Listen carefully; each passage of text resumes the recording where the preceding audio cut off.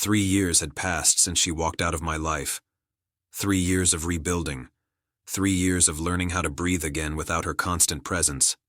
3 years of proving to myself that I could survive betrayal and come out stronger. I didn't plan to run into her. Not tonight. Not at the annual corporate gala, a fancy event full of glass towers, catered hors d'oeuvres, and people networking with forced smiles. I had been invited by my new company, and I decided to attend in a sharp suit, feeling confident for the first time in what felt like forever. I walked in, greeted colleagues, exchanged handshakes and small talk, and then went to the bar for a drink. And then I saw her, across the room. She hadn't changed much, still the same elegant posture, the same familiar sway when she walked. But the aura around her was different. It wasn't confidence anymore. It was casual, careless, like she hadn't expected to run into someone she had left in pieces. Her eyes landed on me, and I felt the slightest flicker of surprise in her gaze. She froze. I didn't. I smiled politely, tipped my glass, and turned back to my drink. Calm, composed, unshaken. She blinked, and then blinked again. Her lips parted slightly, but no words came. 3 years.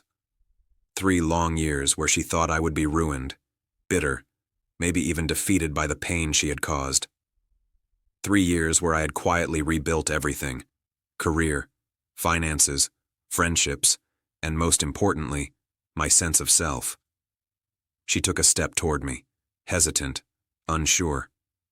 "Hey," she finally said. Her voice was softer than I remembered, almost tentative. I turned slowly, giving her my full attention without letting my expression betray any of the lingering resentment I felt. "Hi," I replied evenly. The silence stretched. You look different," she said finally. "More put together. I mean, wow." I chuckled lightly, a quiet, controlled sound. "Thank you. I guess 3 years does that to a person." Her hand reached up to adjust a strand of hair. I didn't expect... I thought... You thought I'd still be..." I let her finish the sentence silently, letting the implication hang in the air. She flinched slightly. "Yes," she admitted softly. "I thought you'd be... struggling. I thought... I don't know, broken." I smiled politely again. "Not broken. I've had better years, worse years, but overall, stronger than ever." Her eyes darted around the room, clearly looking for an escape. She realized quickly that I wasn't going to crumble, that I wasn't going to beg for apologies, that I wasn't going to give her the power she expected to have over me. She swallowed. I wanted to say I'm sorry." I nodded. "I heard that the first week after you left, and then again 100 more times in my head over the years. Your apology doesn't change the past, but it does tell me you recognize it."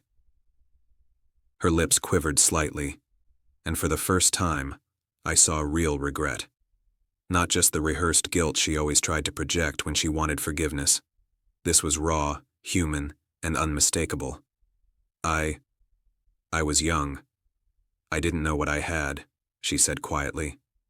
"You knew," I replied calmly. "You just chose differently." Her eyes widened. She looked like she wanted to argue, to defend herself, but she couldn't. Not this time. "You've changed," she said again, this time softer, more desperate. "Maybe," I said. "Or maybe I just stopped letting someone else define my happiness." Her hand trembled slightly as she reached for her clutch. I didn't mean to hurt you like that." I shook my head gently. Intent doesn't erase impact, and impact shapes who we become. I've become someone I'm proud of, thanks in part to everything I learned after you left." She blinked, and for the first time, I realized she was measuring me. Not as the man she left behind, but as the man I had become.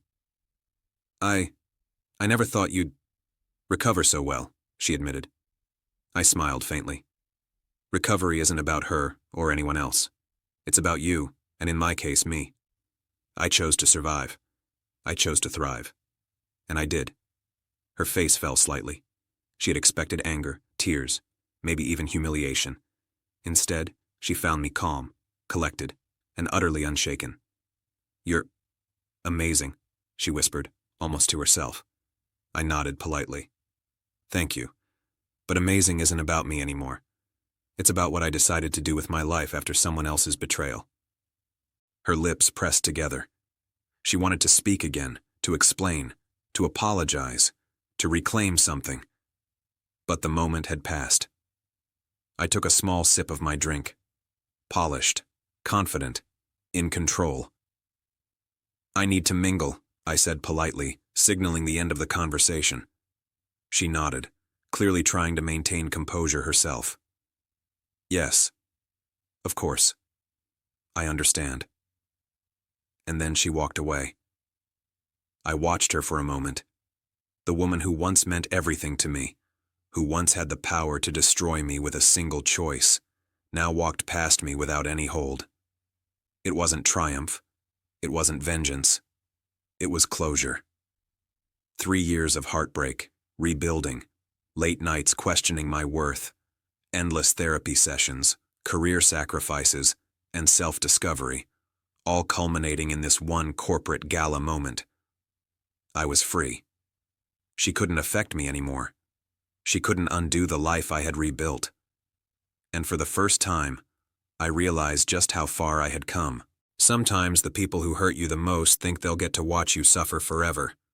Sometimes they think time and distance will bend you to their memory, their expectations, their manipulations. Sometimes they forget that strength isn't loud. Strength is quiet, composed, undeniable. And tonight, in a room full of hundreds of people, she saw that strength. She saw the man she tried to break, and couldn't. She couldn't. And I walked away with my head held high, knowing that some victories don't come from confrontation. They come from simply living well despite betrayal. For the first time in a long time, I smiled. Not for her, not for anyone else, but for me. Because 3 years later, I was whole. And that was a feeling no one could ever take from me.